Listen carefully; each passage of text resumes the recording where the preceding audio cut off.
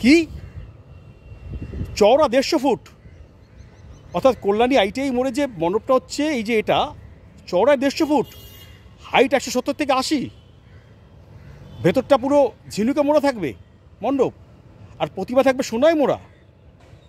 এই দেখো দেখতেই পাচ্ছ চারিদিকে টিন দিয়ে ঘেরা। কেন টিন দিয়ে ঘেরা থাকে? কারণ এখানে প্রচুর যারা মণ্ডপের কাজ করেন শিল্পীরা, তারা কাজ করেন যাতে কোনো ডিস্টার্ব না হয়, তার জন্য কিন্তু প্রত্যেক বাড়ি কিন্তু ঘিরে দেওয়া হয়।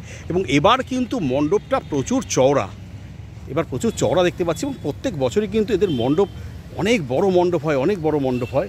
এবার কিন্তু মণ্ডপ অনেকটাই চওড়া, দেখো দেখতেই পাচ্ছি। এবং দেখো একটা কিন্তু গেট দেওয়া রয়েছে, সেই গেটটা খুলে কিন্তু আমায় ঢুকতে হবে, অর্থাৎ যাতে কোনো অসুবিধা না হয়। বললাম না অনেক সময় অনেক কিছু ঢুকে যায়, তো যাই হোক গেটটা আমি খুলেই ঢুকবো। দেখতেই পাচ্ছ গেট দেওয়া রয়েছে। প্রচণ্ড ভ্যাবসা একটা গরম, কিন্তু কিছু করার নেই। তোমরা যখন বলেছো যে দাদা কল্যাণী আইটিআই কাজটা কতটা হলো একটু দেখাও, আসতে তো আমাদের হবেই, তাই চলে এসেছি আজকে, এবং যথারীতি যেমনভাবে চলে আসি আর কি। তোমরা অনেকে জানতে চাও বারবার করে দাদা কীভাবে আসবো, তো আমি এখানেই বলে দিচ্ছি। আমি কিন্তু এসছি খড়দা থেকে, এবং খড়দা থেকে আমি কল্যাণী সীমান্ত যে ট্রেনটা সেটা ধরেছি, নাম ঘোষপাড়াতে। তোমরা কিন্তু কল্যাণীতেও নামতে পারো, সেক্ষেত্রে কিন্তু তোমাদের অটো বা টোটো নিতে হতে পারে। তাই তোমরা সবসময় দেখে নেবে যে কল্যাণী সীমান্ত যে ট্রেনটা সেটা কখন আছে, সেটা হলে তোমাদের কিন্তু অতিরিক্ত যে অটো বা টোটো ভাড়াটা সেটা কিন্তু তোমাদের বেঁচে যাবে। আর যদি তোমরা মনে করো যে টাইমের মধ্যে হচ্ছে না, তাহলে কিন্তু তোমরা কল্যাণীতে নামো, নেমে সেখান থেকে কিন্তু টোটো বা অটো ধরে তোমরা চলে আসবে আইটিআই মোড়, লুমিনাস ক্লাব। ঠিক আছে, তাহলে চলে আসো, দেখা যাক কতটা কি হচ্ছে।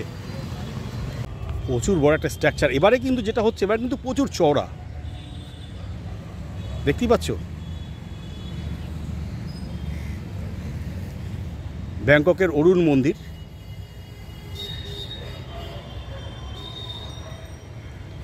মানে কত যে বাঁশ আছে না, মানে আমরা বলি না বাঙালিদেরকে বাঁশ দেওয়ার জন্য প্রস্তুত, তবে এখানকার সেই বাঁশ নয়, কিন্তু এই বাঁশ মণ্ডপে করার জন্য বাঁশ, তাই বাঁশ দেখে কিন্তু ভয় পেয়ে যাও না, প্রচুর বাঁশ রয়েছে এখানটায়। এবং দেখো এখনই কিন্তু মণ্ডপের কাজ প্রায় অনেকটা, মানে এত বাঁশের কাজ, মানে বুঝতে পারছো যে কত শ্রমিক মিলে কাজ করছে। আর দেখো কত বাঁশ পড়ে আছে, দেখতে পাচ্ছ। মানে আমার তো যেটা মনে হয় অন্তত 1 লাখের কাছাকাছি কিন্তু বাঁশ এখানে লাগে।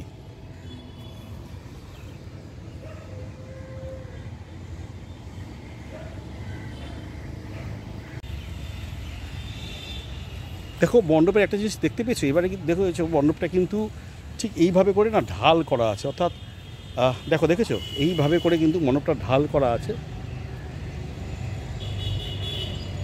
এই হচ্ছে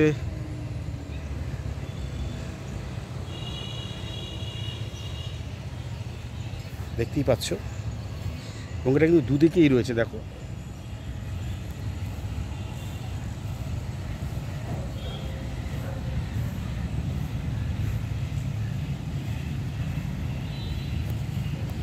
দেখো দুদিকেই রয়েছে এরকম, অর্থাৎ এবার কিন্তু মণ্ডপ প্রচুর চওড়া।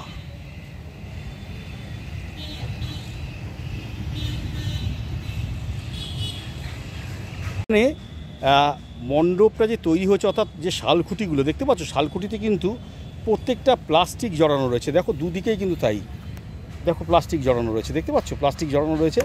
কেন প্লাস্টিক জড়ানো রয়েছে তার একটা কারণ খুঁজে পেলাম, যেহেতু বহুদিন আগে থেকে মণ্ডপগুলো আরম্ভ হয়েছে, তো সুতরাং যাতে এই যে বৃষ্টি হবে, জল জমবে, যাতে বৃষ্টি বা জল জমে এই খুঁটির নিচগুলো নষ্ট না হয়ে যায়, কারণ খুঁটিগুলোই তো আসলে একটা মণ্ডপ, এবং অনেক বড় মণ্ডপ যেহেতু, অর্থাৎ এই আগে থেকে কিন্তু পরিচর্যা করে দেওয়া হয়েছে খুঁটিগুলো যাতে কোনোরকমভাবে নষ্ট না হয়ে যায়। তাই কিন্তু এই শাল খুঁটিগুলোতে এই প্লাস্টিক দিয়ে মোড়া হয়েছে, যাতে জল এসে কোনো বিপদ না ঘটাতে পারে, বা জলে যাতে এই খুঁটিগুলো নষ্ট না হয়ে যায়।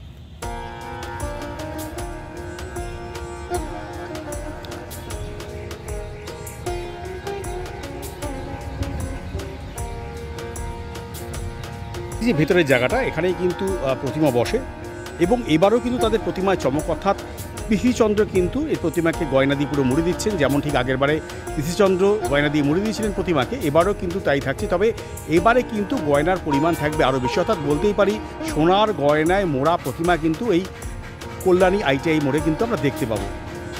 এই হচ্ছে সেই জায়গা যেখানে প্রতিমা বসেন, দেখতেই পাচ্ছ সেই প্রতিমার যে বসার জায়গাটা।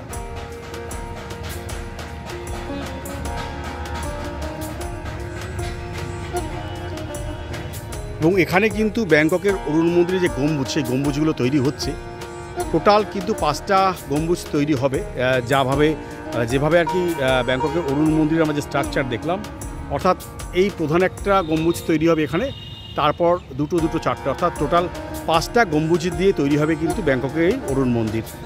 দেখতেই পাচ্ছ এই মুহূর্তে বাঁশের কাজ চলছে এবং প্রত্যেক দিন প্রায় 70 থেকে 80 জন শ্রমিক এই মুহূর্তে কাজ করছে এবং রাত্রিবেলাও তারা কাজ করে যাচ্ছে।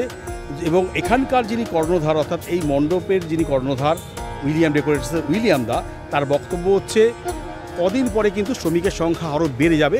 এখন যেহেতু গরম, তাই 70-80 জন শ্রমিককে দিয়েই কাজ করা হচ্ছে, এরপরে শ্রমিকের সংখ্যা আরও বাড়বে। দেখতেই পাচ্ছ অনেকটা কিন্তু মণ্ডপের কাজ হয়েছে, প্রচুর বাঁশের কাজ হয়েছে।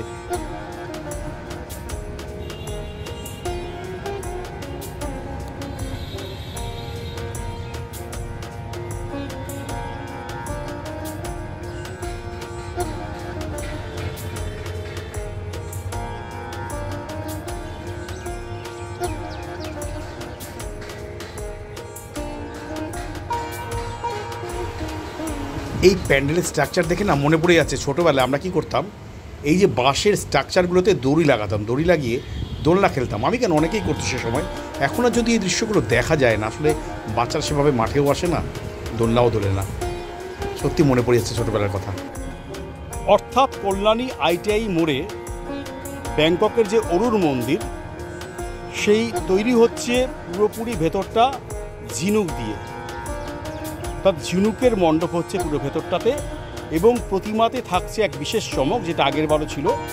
সেনকো গোল্ড কিন্তু এবার প্রতিমাকে মুড়ে দেবেন তাদের সোনাতে, অর্থাৎ সোনার মোড়কে কিন্তু প্রায় মা দুর্গা আসবেন। আগেরবার সেনকো গোল্ড আগেরবারও সোনার গয়না দিয়েছিলেন মা দুর্গাকে এখানকার। এবারও কিন্তু সেনকো গোল্ড এখানকার যে সোনার গহনা দিয়ে সাজিয়ে রাখবেন পুরো মাকে। অর্থাৎ বলতেই পারি এখানকার মা কিন্তু, অর্থাৎ কল্যাণী লুমিনাস ক্লাবের ITI মোড়ের যে পুজো হচ্ছে, অর্থাৎ অরুণ মন্দির, সেই অরুণ মন্দিরের মা কিন্তু পুরো সোনায় মোড়া থাকবে। সুতরাং কেমন লাগলো আজকের ব্লগটা অবশ্যই জানাতে ভুলো না। যদি ভালো লেগে থাকে শেয়ার করো, কমেন্ট করো, আর যারা নতুন প্লিজ আমার চ্যানেলটাকে সাবস্ক্রাইব করো, কারণ এরকম প্রচুর ব্লগ নিয়ে কিন্তু এবার আমরা হাজির হচ্ছি। আর পুজো চলেই এসছে, সুতরাং পুজোর আনন্দ নিতে, পুজোয় মেতে উঠতে আমার চ্যানেল রট অফ উইথরামের সাথে থেকো, সঙ্গে থেকো। তাহলে আর কি বিদায় নিচ্ছে এই মুহূর্তে কল্যাণীর ITI মোড় থেকে। তোমার সাথে দেখা হবে আবার অন্য কোনো জায়গায়, অন্য কোনো ব্লগে। ততক্ষণে টাটা, বাই বাই, ভালো থেকো, সুস্থ থেকো, আর আমার চ্যানেল রট অফ উইথরামের সাথে থেকো।